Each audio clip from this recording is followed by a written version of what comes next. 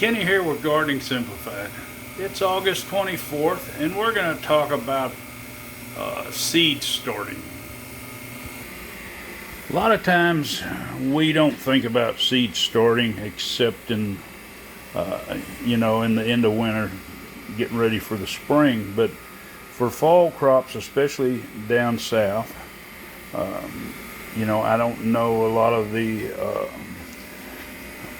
areas as far as further north is with your growing season, how cold it gets. As far as I know, zone 7 is not too cold for a lot of your winter crops, but once you start getting below that, I don't know as far as which ones you would put out. But anyway, down here in the south and in zone 8 B, where I'm at, there's a lot of things that we can grow. Now the zone is just going to tell you your coldest temperatures, average coldest temperatures for that area, and that'll give you a pretty good idea of some of the crops that you can grow. As far as, it won't give you planting times, but it'll give you some of the crops that you can grow. Now when it comes to onions, which that's what these are down here, we have one that's really familiar down here, and it's the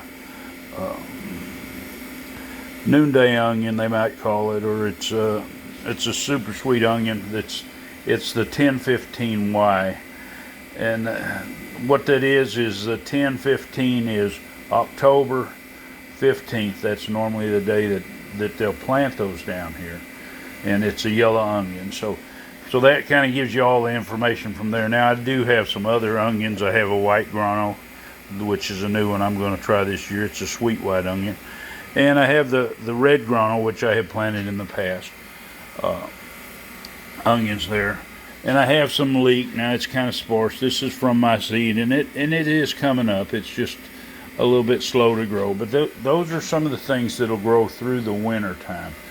Now there's other things, like I have cilantro here.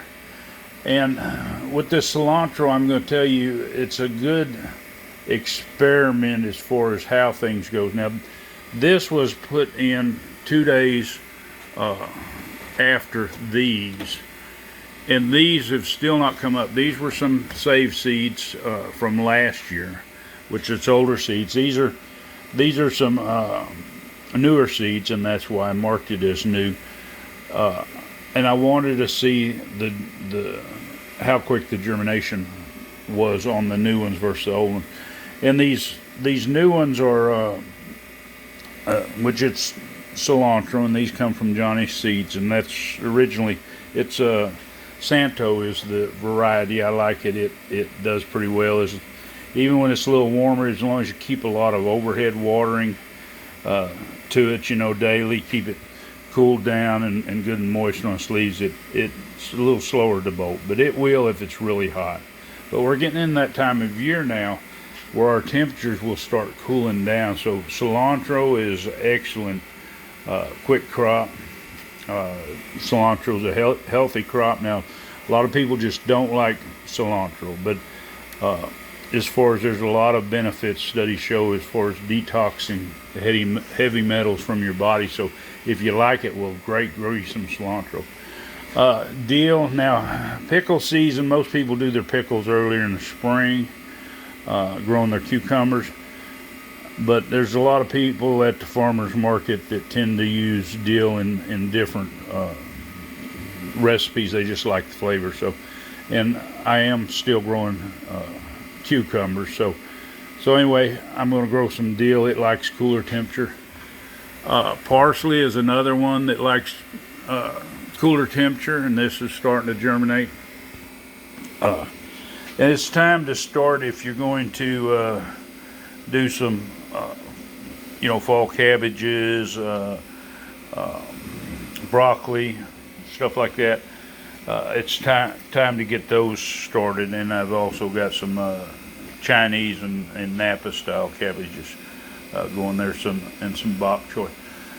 But I just want to touch on this and make you aware that this is the time, if you're going to get some of these transplants up to where they're going to get a good start before it starts really getting cold, Even down here we'll get some colder days, but the plants fare a lot better once they get a little bit of size and better established. So you want to go ahead and get your seeds planted and get your transplants ready to go. Now, like I say, I can't tell you up north.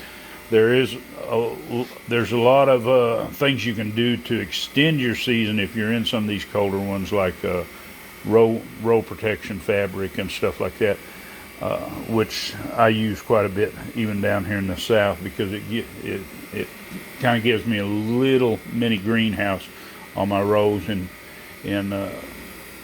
gets my plants to going a little bit better. But anyway, I hope this wakes you up, gets you out there planting those seeds. There's a lot of other ones that can go direct sow. I'll probably do some carrots today, and it's still not too late where I'm at that we'll do another run of green beans, see how those come out. But anyway, I hope this is helpful. If you want to see more, of course, hit the subscribe. If you haven't already, hit the bell so you'll be notified, and give it a big thumbs up. Happy gardening.